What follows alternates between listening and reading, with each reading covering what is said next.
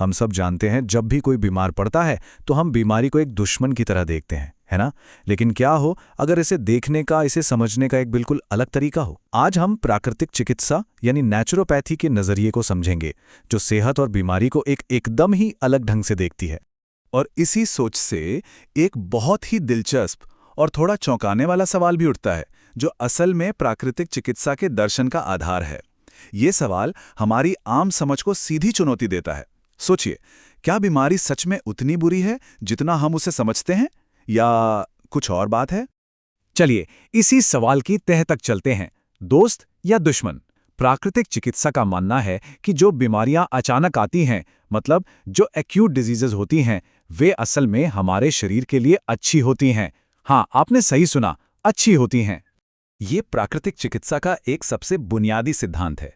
इसके हिसाब से बुखार, सर्दी या दस्त ये सब दुश्मन नहीं हैं, बल्कि ये तो बस संकेत हैं, इशारे हैं कि शरीर अंदर जमा गंदगी को बाहर फेंककर खुद को ठीक करने की, खुद को हील करने की कोशिश कर रहा है।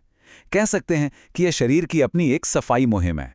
और शरीर की ये जो खुद को साफ करने की कोशिश है ना, यही हमें प्राकृतिक चिकित्सा के मूल सिद्धांत की ओर ले जाती है। इस दर्शन के मुताबिक असली स्वास्थ्य मिलता है प्रकृति के नियमों के साथ तालमेल में जीने से। और जैसे ही हम इन नियमों को तोड़ते हैं, हमारे शरीर का संतुलन बिगड़ जाता है। तो सवाल उठता है कि ये प्राकृतिक चिकित्सा आखिर है क्या? देखिए, इससे सिर्फ एक इलाज का तरीका नहीं माना जाता, बल्कि ये जीने की एक कला है, एक विज्ञान है। और इस पूरी कला का आधार क्या है? प्रकृति के वो 5 महाभूत, जिन्हें हम पंचतत्व भी कहते हैं। ये हैं वो 5 तत्व: आकाश, वायु, अग्नि, जल और पृथ्वी। प्राकृतिक चिकित्सा की मान्यता ये है कि हमारा शरीर इन्हीं 5 तत्वों से मिलकर बना है, और जब तक शरीर में इनका बैलेंस, इनका संतुलन बना रहता है, तब तक स्वास्थ्य भी बना रहता है। अच्छा, अब यहाँ एक और बहुत बड़ा, कह सकते हैं क्रांतिकारी विचार सामने आता है। प्राकृतिक चिकित्सा का मानना है कि बीमारियां भले ही सैकड़ों हों, उनके नाम अलग अलग हों, लेकिन उन सब का मूल कारण सिर्फ और सिर्फ एक ही है। और इसे कारण को एक खास नाम दिया गया है, विजातीय द्रव्य। अगर सीधे और सरल शब्दों में कहें तो इसका मतलब है शरीर में जमा होने वाला वो कचरा या जहरीले पदार्थ जो हमारे गलत खान पान और रहन सहन की वजह से इकट्ठा हो जाते हैं, और हमारा शरीर उन्हें पूरी तरह से बाहर नहीं निकाल पाता। तो बीमारी की ये जो पूरी प्रक्रिया है, उसे कुछ इस तरह से समझाया गया है। सबसे पहले इंसान प्रकृति के नियमों के खिलाफ जाता है। इससे शरीर में विजातीय द्रव्य यानी गंदगी जमा होने लगती है।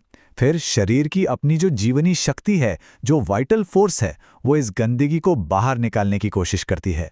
और इसी कोशिश में जो लक्षण पैदा होते हैं ना, जैसे बुखार या सर्दी, उन्हीं को हम बीमारी का नाम दे देते हैं। तो अगर कारण एक है तो जाहिर है इलाज के सिद्धांत भी उसी पर आधारित होंगे। तो चलिए प्राकृतिक चिकित्सा के कुछ बुनियादी नियमों को देखते हैं, जो इसके पूरे नजरिए को एक दिशा देते हैं। इस दर्शन में कुल 10 नियम बताए गए हैं, जिनमें से हम कुछ सबसे खास, सबसे जरूरी सिद्धांतों पर नजर डालेंगे, जो इसकी पूरी सोच को एक साथ बांधते हैं। जैसे कि पहला सिद्धांत है कि प्रकृति स्वयं चिकित्सक है, मतलब शरीर में खुद को ठीक करने की ताकत पहले से ही मौजूद है। दूसरा, सभी रोग एक हैं, क्योंकि सबका मूल कारण वो विजातीय द्रव्य ही है। तीसरा, रोग का कारण कीटाणु नहीं होते। ये हमारी पारंपरिक सोच से बहुत बड़ा फर्क है। और चौथा, चिकित्सा रोगी के शरीर की होती है, मतलब पूरे शरीर की सफाई पर जोर दिया जाता है, ना कि सिर्फ लक्षणों को दबाने पर।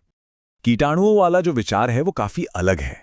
देखिए, आमतौर पर हम क्या मानते हैं कि कीटाणु बीमारी पैदा करते हैं, लेकिन प्राकृतिक चिकित्सा का नजरिया यह है कि कीटाणु सिर्फ वहीं पनपते हैं जहां पहले से गंदगी मौजूद हो। एक उदाहरण से समझिए, जैसे मक्खियां कूड़े पे बैठती हैं पर वो कूड़ा पैदा नहीं करती। ठीक इसी तरह इस दर्शन के अनुसार अगर शरीर अंदर से साफ हो तो कीटाणु कोई नुकसान नहीं पहुंचा सकते। और जानते हैं, दिलचस्प बात यह है कि ये जो सारे विचार हैं, ये कोई नए नहीं हैं। इनका एक बहुत लंबा इतिहास रहा है, जो अलग अलग दौर में अलग अलग जगहों पर फिर से सामने आया है। माना जाता है कि इन सिद्धांतों की जड़ें तो प्राचीन भारत के वेदों तक में मिलती हैं। फिर 19वीं सदी में जर्मनी के लुई कूने जैसे लोगों ने इसे एक सिस्टमैटिक रूप दिया, और फिर 20वीं सदी में महात्मा गांधी इसके बहुत बड़े समर्थक बने। उनका तो ये मानना था कि भारत जैसे देश के लिए यह सबसे बेहतरीन चिकित्सा पद्धति है, और उन्होंने पुणे के पास एक प्राकृतिक चिकित्सालय की स्थापना भी की थी। तो ये सारी जानकारी हमें एक बहुत बड़े सवाल पे लाके छोड़ती है।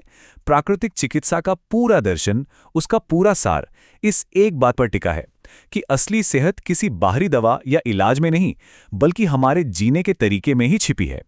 और ये एक ऐसा विचार है जो हम सबको अपने खान-पान, अपनी आदतों और प्रकृति से हमारे रिश्ते के बारे में गहराई से सोचने पर मजबूर करता है।